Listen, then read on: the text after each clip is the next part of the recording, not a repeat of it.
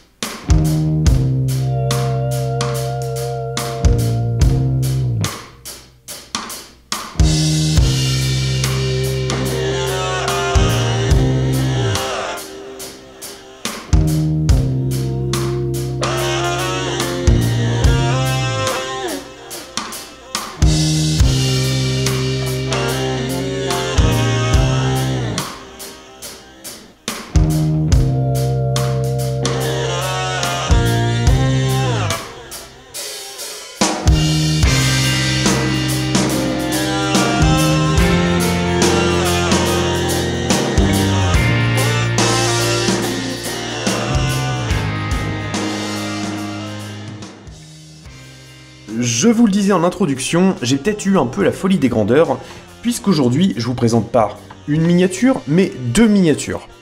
Et là où je suis totalement stupide, c'est qu'il s'agit en réalité totalement de la même miniature. Les 2 exemplaires que vous avez là, ce sont exactement la même miniature. Elles portent exactement la même référence, la seule différence c'est que, comme je suis un peu bête, j'ai tout simplement pas réussi à me décider si je refaisais la réplique numéro 31 ou la 14, donc j'ai fait les 2. C'est pas la solution la plus économique, mais je trouve que c'est une miniature qui en vaut la peine. Alors, avant de parler un petit peu de la miniature en détail, je vais vous parler un petit peu de l'histoire de ce modèle. Si vous êtes nouveau ou nouvelle sur la chaîne, déjà bienvenue, ça me fait très plaisir de vous parler aujourd'hui et d'avoir de nouveaux abonnés. Sachez que chaque dimanche à 9h30, je vous propose une vidéo en lien avec les voitures miniatures. Alors, il peut s'agir de présentation de modèles, comme ici, mais également de vidéos tutoriels, comme la semaine dernière et celle qui arrive, mais également des vidéos comparatives, enfin, il y a un petit peu de tout, mais toujours un lien extrêmement fort avec les voitures miniatures, parce que c'est ma passion et c'est peut-être également la vôtre. L'Alpine A110 Trackside Edition, elle est née en 2021, et pourtant, c'est en réalité une voiture un peu plus ancienne. Y a-t-il des placophiles parmi vous? Si oui, je vous laisse vous désigner en commentaire.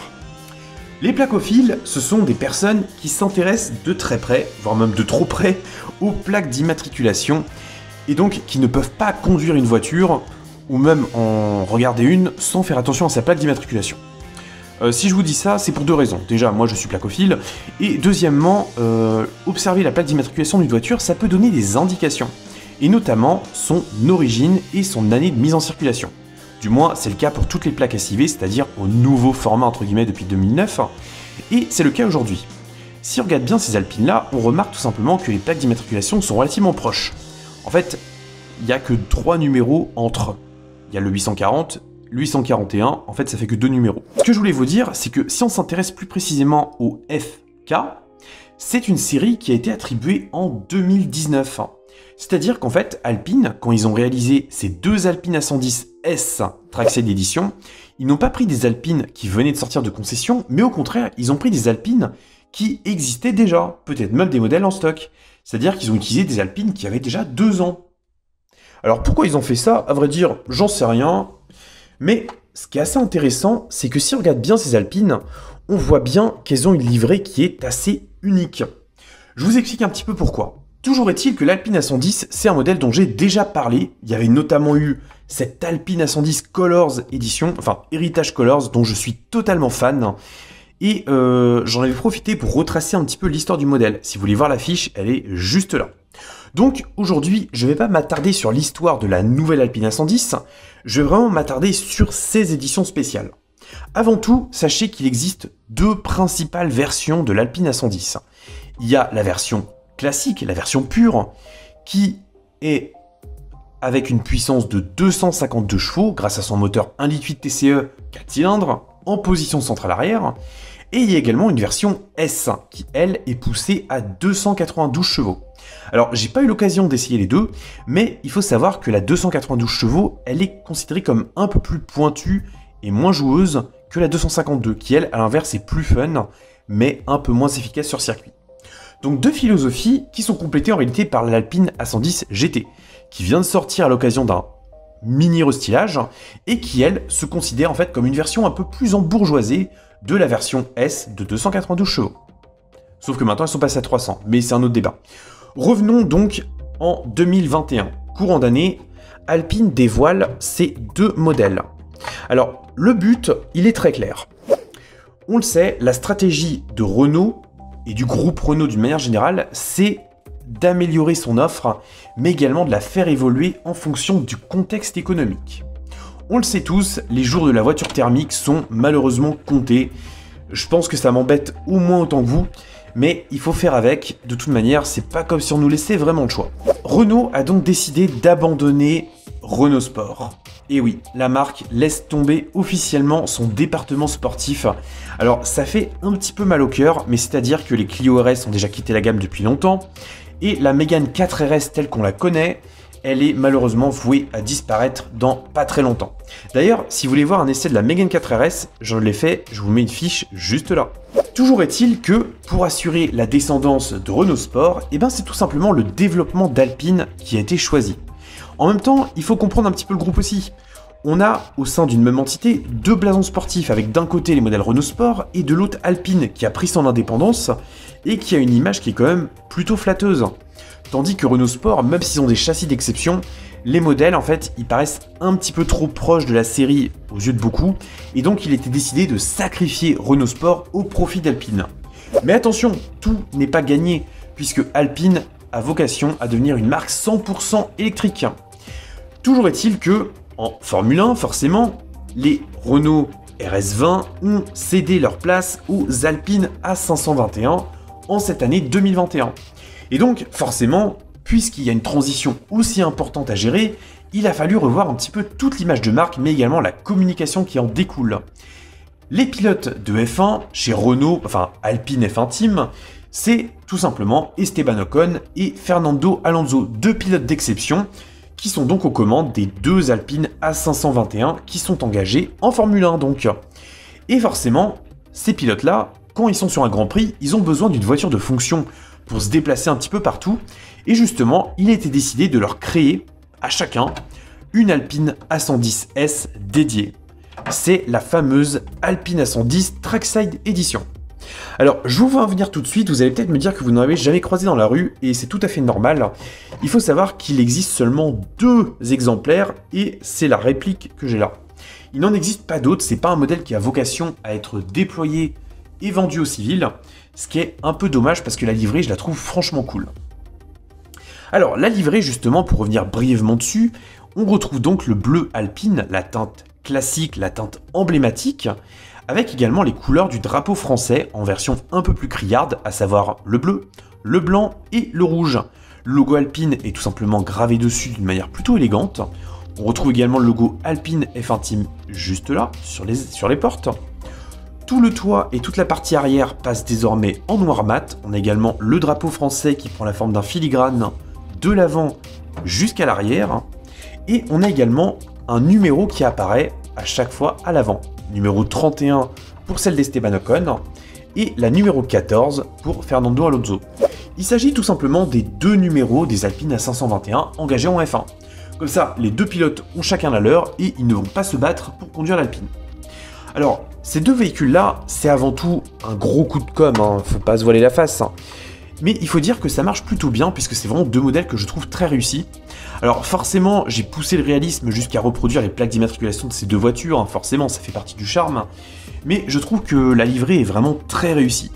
C'est vraiment deux modèles qui me plaisent vraiment beaucoup, et je dois reconnaître que Alpine, ils ont quand même bien géré ce niveau-là.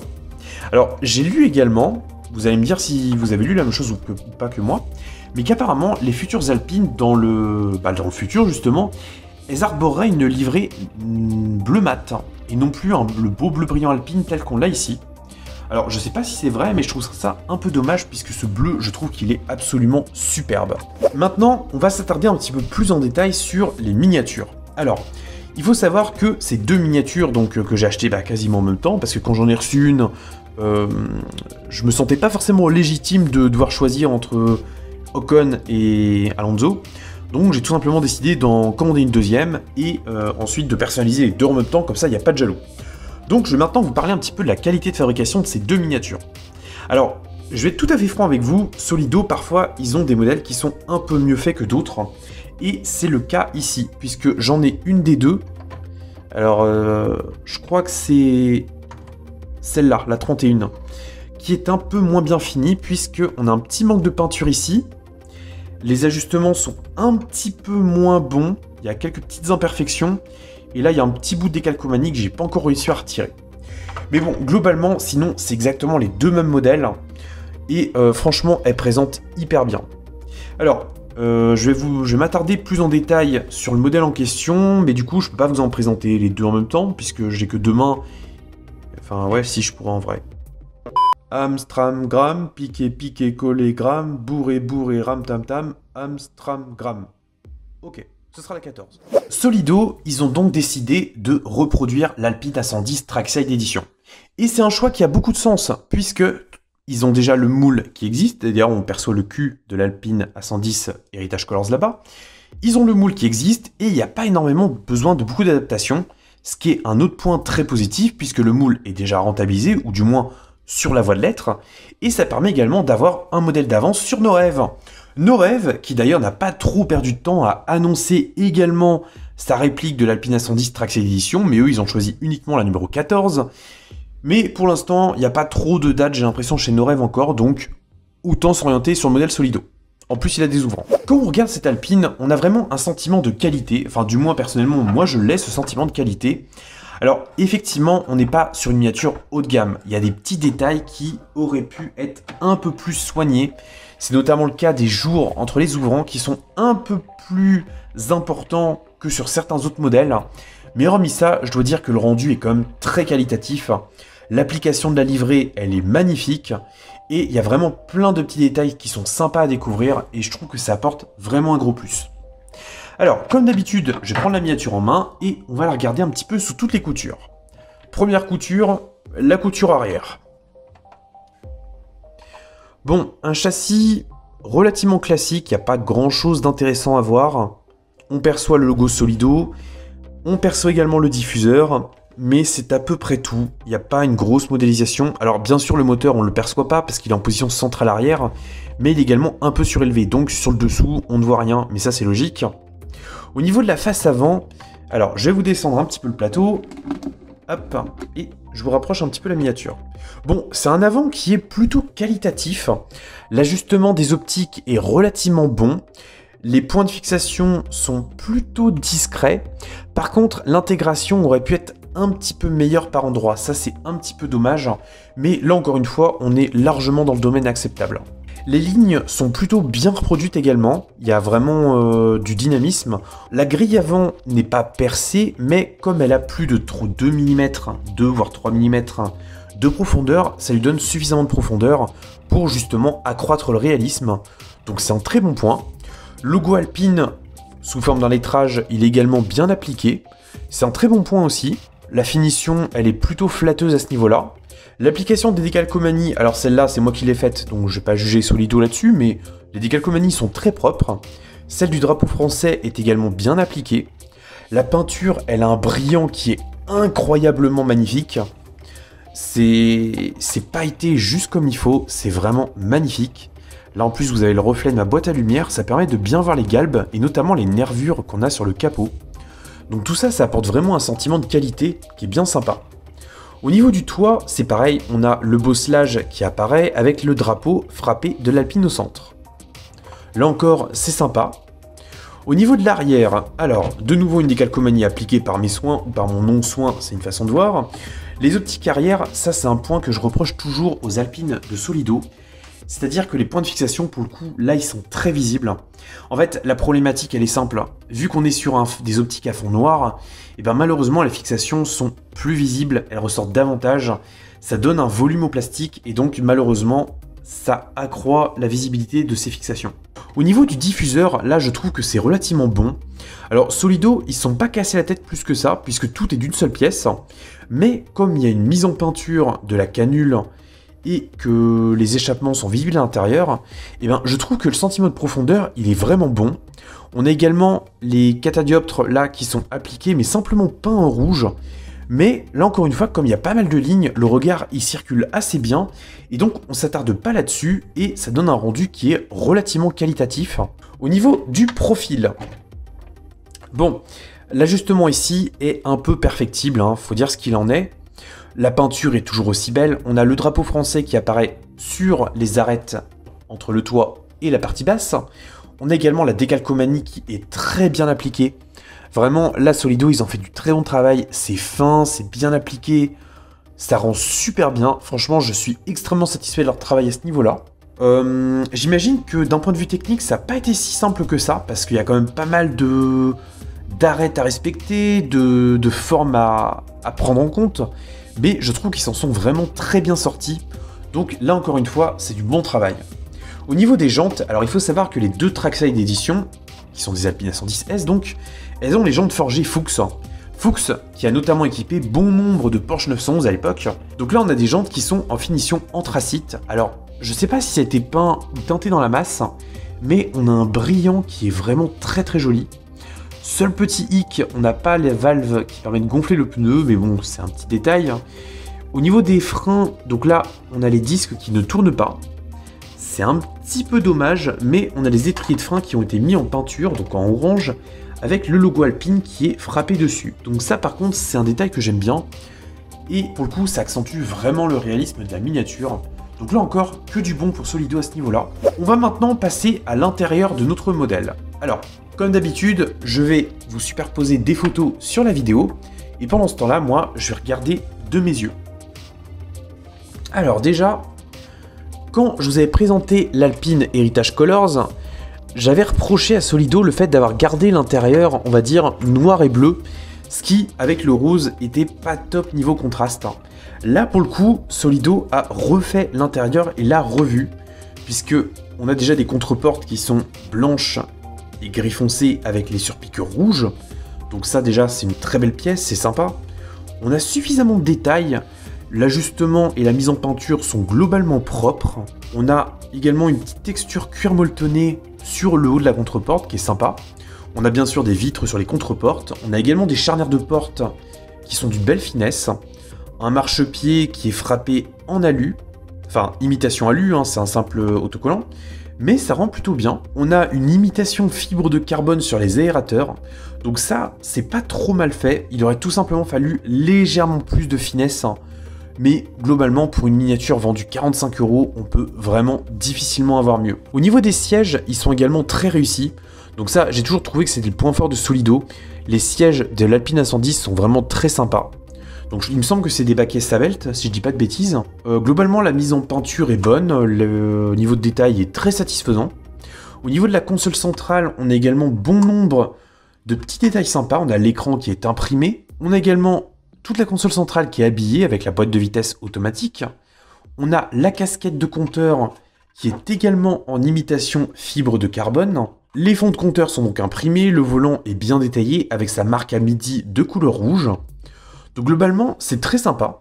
Au final, la seule chose qui dénote un peu, je trouve, sur ce modèle-là, c'est les contreportes blanches. Mais il me semble qu'elles sont réellement comme ça dans la réalité, donc Solido a visé juste. Mais globalement, c'est un intérieur qui est très sympa. Alors forcément, chez Solido, il ne faut pas regarder la miniature en contre-plongée, puisque les parties hautes ne sont tout simplement pas mises en peinture. Donc c'est un choix de la marque pour réduire le coût de développement, et donc permettre de maintenir son budget tout en préservant un bon niveau de détail. Donc globalement, personnellement, c'est pas un détail qui me dérange, il faut l'accepter, de toute façon chaque constructeur doit faire des concessions sur ses miniatures, Et cette concession-là, je trouve qu'elle est plutôt intéressante. D'ailleurs, vous me posez souvent la question pourquoi je présente des miniatures essentiellement d'entrée ou de milieu de gamme et pas des hauts de gamme. Alors il faut savoir que j'ai beaucoup de miniatures de gamme, mais en fait, plus le temps passe et plus j'arrive à apprécier les miniatures, on va dire, plus classiques. Parce qu'en fait, j'aime beaucoup découvrir les choix des fabricants pour justement maintenir leur cahier des charges et leur budget, et voir les concessions qu'ils font, et ça, c'est vraiment quelque chose qui me passionne. Alors je sais pas si c'est votre cas aussi, n'hésitez pas à me le dire en commentaire. Bon, il est temps de terminer cette vidéo. Alors qu'est-ce que je peux en dire? Déjà, c'est un modèle coup de cœur, c'est même 2 modèles coup de cœur. Je trouve génial que Solido nous laisse le choix entre faire la réplique de Fernando Alonso ou celle de Esteban Ocon. Je trouve ça très bien vu, très bien pensé. C'est le genre de petit détail que j'aime beaucoup. Par contre, pour aller encore un peu plus loin, j'aurais aimé que Solido reproduise également les plaques d'immatriculation. Alors moi, je l'ai fait facilement. J'ai également déjà fait un tutoriel, si vous voulez voir comment faire, vous avez une fiche ici. Et je trouve que ça aurait été sympa que Solido glisse un petit jeu de plaques pour personnaliser la miniature. Surtout qu'avec la Twingo, il l'avait déjà fait. Donc c'est quelque chose qui est, je pense, envisageable à moindre coût. Toujours est-il que si vous voulez acheter cette miniature, je vous conseille de le faire assez rapidement, puisque malheureusement, je pense qu'il y a pas mal d'abrutis comme moi qui vont en acheter 2 pour avoir le duo. Donc je vous conseille de pas trop attendre. La référence c'est S1801-615. Je vous mets un lien en description pour la commander. Le prix maximum conseillé c'est 44,95 €. Il faut également savoir que Solido va augmenter un petit peu ses prix. Globalement, ce serait une hausse de 10%, ce qui devrait passer les modèles à environ 50 €. Alors oui, effectivement, c'est une somme, j'en ai bien conscience. Il faut tenir compte du fait que le prix du transport a explosé, tout comme le prix de la matière première et de la main d'œuvre. Donc, il faut faire avec. De toute manière, je vais bientôt me rendre chez Solido pour justement évoquer un petit peu tous ces aspects-là et vous montrer un petit peu les coulisses de chez Solido. Sur ce, j'espère que cette vidéo vous aura plu. Il fallait bien une première vidéo pour démarrer l'année. Initialement, c'était un tutoriel, mais malheureusement, un petit problème d'acheminement fait que je n'ai pas pu sortir le tutoriel dans les temps. Donc j'espère en tout cas que cette revue vous aura plu. N'hésitez pas à me dire si vous avez commandé ce ou ces modèles, mais également si vous allez faire la réplique de celle d'Esteban Ocon ou celle de Fernando Alonso. Sur ce, prenez soin de vous et de votre famille, conduisez pas comme des pirates, surtout en ville, et bye bye.